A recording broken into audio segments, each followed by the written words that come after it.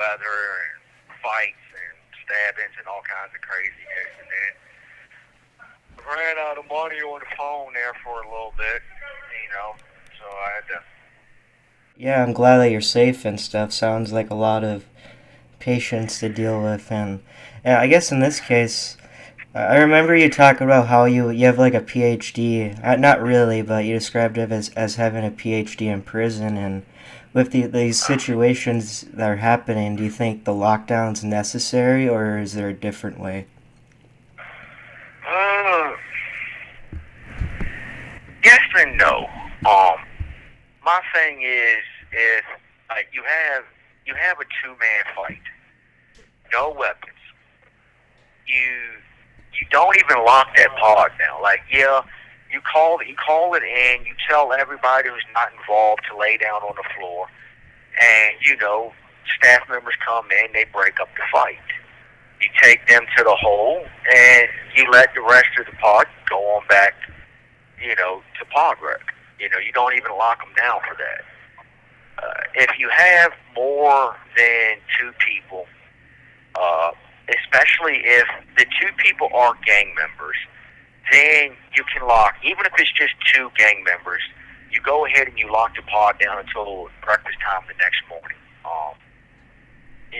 Simply because when it comes to the gangs, it can get carried away, and then you can have, because let's say you got a Crip and a Blood fight, and the Crip just beats out the Blood.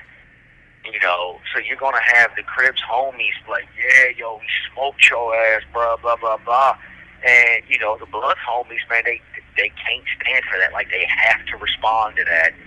So then you have to where things can explode, and you can get a full blown gang riot all across the compound. Uh, Retaliation and so on and so forth, just for a simple fist fight. So if you have gang members, yeah, you go ahead and you lock that pod down just to kind of give them, a chance to calm down, think about things, just kick back in the cell, watch a little TV, what have you. If it's just, two dudes just regular fighting or whatever, even if it's just like, one gang member and one civilian, you just let it ride. Like, you break it up, you lock them up, and you go on about normal operations. Don't lock down my pod in my building for something that happened, on the other side of the compound. Like, that's getting ridiculous. I don't like it. I don't respect it. There's a lot of times where, I might have a phone call scheduled with someone overseas. Excuse me, my throat kind of closing up on me a little bit. Like, I might have a phone call scheduled with someone overseas, and I can't call them at that time because, well, they just locked us down because they had a fight somewhere else and had nothing to do with me.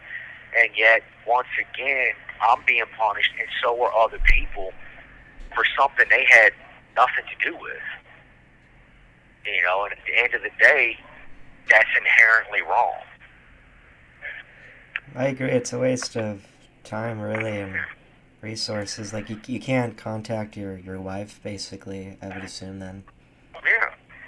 And then she gets upset with me because I didn't call.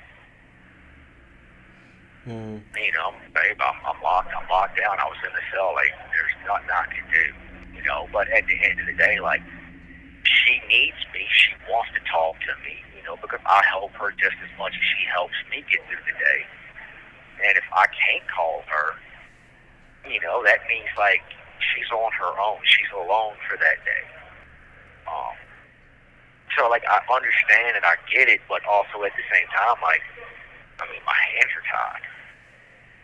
So, Yeah, it's like out of your control, and that could be very frustrating. And I remember you saying a lot of the people who are higher ups, you feel like have never visited a prison. Can you go more into that? What do you think that's kind of part of that, of why these things are like the system that's uh, happening?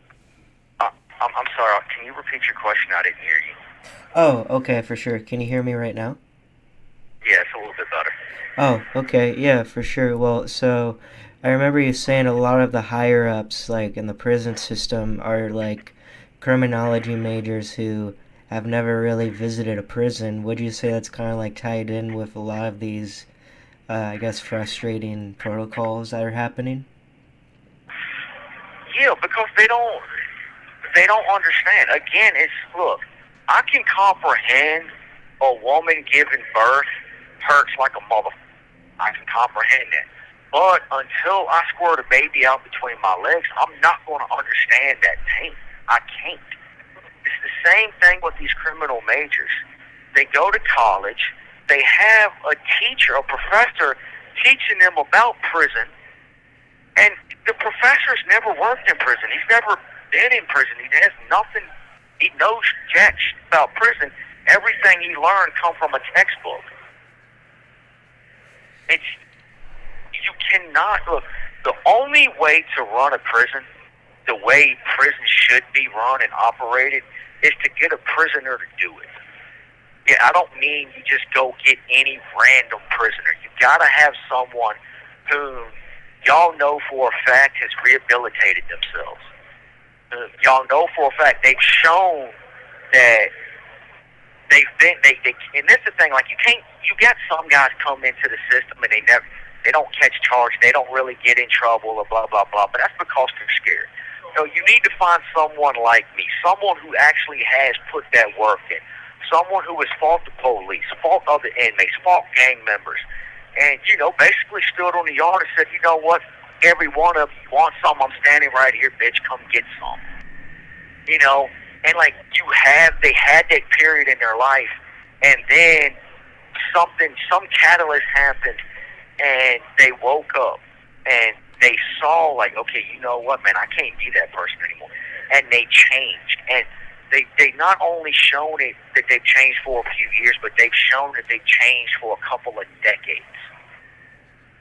Because then this person who's been in prison for 30, 40 years, yeah, he was wild and woolly back when he first came in, but then he grew up and he changed and he done something with his life and he made something of himself. Even behind bars, he made something of himself. That's the kind of person you go and you speak to about prison and how to run a prison, how to set up actual programs that genuinely do rehabilitate and work. Because most of the programs they have for prison, like anger management, thinking for a change, it's yes and no questions. Do you think it's wrong to murder someone? Well, the overwhelming majority of prisoners know that you circle yes, it's wrong. Like, we're some dumb, not plumb dumb. Like, we know what you want to hear. And that's most of the people who pass these cheap-ass, cheesy kindergarten programs.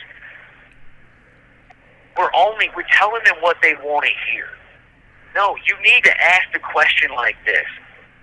We know murder is wrong, but can you write a few brief paragraphs on why it is wrong? And the next question is, what does murdering someone, what damage does that do to yourself? Does it do to your community? Does it do to their family? Like, you have to focus these questions in on making the person actually think about it. Don't just give us a yes or no. But that's what the criminal justice degree is. That's all they're doing. Have you done any mentoring? Oh, sorry, go ahead. No, it boils down. You treat us like animals, we'll act like animals. You treat us like human beings, we'll act like human beings. You will always get out of a prisoner what you put into that prisoner. Yeah. Have you done any mentor programs or you find yourself like there's like younger inmates who listen to you and you feel like you're, kind of making them think about what they're doing? And yeah, all the time. do you have like yeah, go on. Yeah, you're looking for an example. Yeah, an example would be interesting. Okay. You got you got this older black guy in the pod with me, and me and him, we got to talking. one day he asked me about myself, where I'm from, what I'm doing. He asked me about the podcast, and 'cause he'd heard somebody else talking about it, and so he asked me questions, and I told him, this is who I am, this is what I am, and this is where I stand. And he's like, man, I'm liking it. And so, like 3 weeks later, we was out on the rec yard, and he called this young dude over. Like, look, this is the cat I was telling you about. Like, man, you need to talk to him. Like, this is what's what. And I sit there, and I can't even remember dude's name because it was a little while ago. It's some street name, but like he listened. And I don't know how much of an impact it had in his life, but I can look at someone when I'm talking to them and tell whether it's going through one ear and out the other. This wasn't going through one ear and out the other. Now, it's probably not going to have immediate effects, simply because, yeah, he is a little young, he still is a little wild, and he is a gang member, an active gang member. So because of that, it's, he's going to have a lot of negative influences in his life, more so than what he currently has. However, those seeds have been planted, and those seeds are going to grow to fruition within a few years, especially if he does something stupid and he has to spend, a certain amount of time in solitary confinement. He does that, he's going to have plenty of time to think, and this conversation will come back to him. And then that's when it will really start to bear fruit, when he actually has time to think and ponder on it. But I've done that numerous times. Every time I come across young guys, I'll always feel them out. I ask them some questions, and then, I tell them a little bit about me, where I stand, and I tell them if they want to see the paperwork, I'll go in the cell and I'll bring it out and let them read it, that, I am legit. I have fought the police. I have stabbed people. I have done this. I have done that. Like, I am a real convict. And that it makes them more willing to listen to someone like me than it is someone who came from college and has never done a day in prison. They just simply wrote a little program, so they can get some government funds. Yeah, a huge difference is you're right, because, a professor definitely doesn't have PTSD from the battlefield, as I don't know if they call it that, so it's a big difference, and I thought it was interesting. I read this article once, like, if execution should be broadcast, because it would give people, like, an idea, like, of what it's like, and it would, like, ban the death penalty. I just thought that's a correct question I just wrote down. What do you think about that? At the end of the day, it's not going to stop. The death penalty does not stop people from committing crimes. If you look at the death penalty, if you look at the overwhelming majority of the cases that people are charged with who get the death penalty, I would probably say 90% or more of them are sexually related crimes, and most of them against children. The death penalty does not stop that. We've had the death penalty in this country for, over 100 years? At the end of the day, it hasn't stopped any of them from committing the crimes that they committed. The only way that you're going to stop people from breaking the law is twofold. One, you have to go into kindergarten. And from kindergarten all the way up to 12th grade, you have to make a mandatory class where you teach children and kids how to think for themselves. If you do not teach a child how to think, he is susceptible to come into prison because he's going to do dumb shit. All right. The second thing that you have to do, how do I want to say this?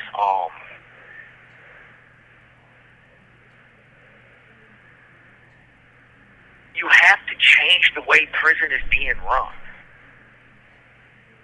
You know, showing somebody dying, it's not going to work. It's not going to stop because people die all the time. Matter of fact, you know what? I'm actually going to change my answer.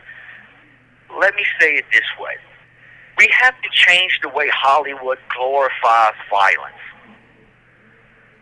Because you have these movies. Right? For example, let's take Wrath of Man with Jason Statham, who happens to be my favorite actor. I love this movie. I just got to watch it the other last weekend, and it was so good because normally the Jason Statham movies, he's beating 20 people's asses, and they're all martial artists, and he doesn't get scratched. Like, that's not going to happen in real life. This one was actually realistic. And in the movie, he was actually the bad guy whose son got killed in a robbery, and he wound up getting vengeance on him. Okay, I can understand, I can respect that, but at the end of the day, you are glorifying violence. You are glorifying crime and criminality and so on and so forth. You have to change that. Like, and it's not going to happen. It's never going to happen. Not without like a divine intervention any damn way. You know, but those are going to be the only two ways you cut out on people being criminals. You know, you have to change the way they're taught. You have to teach them how to think for themselves. And you have to cut down on the glorifying of violence that you see on television.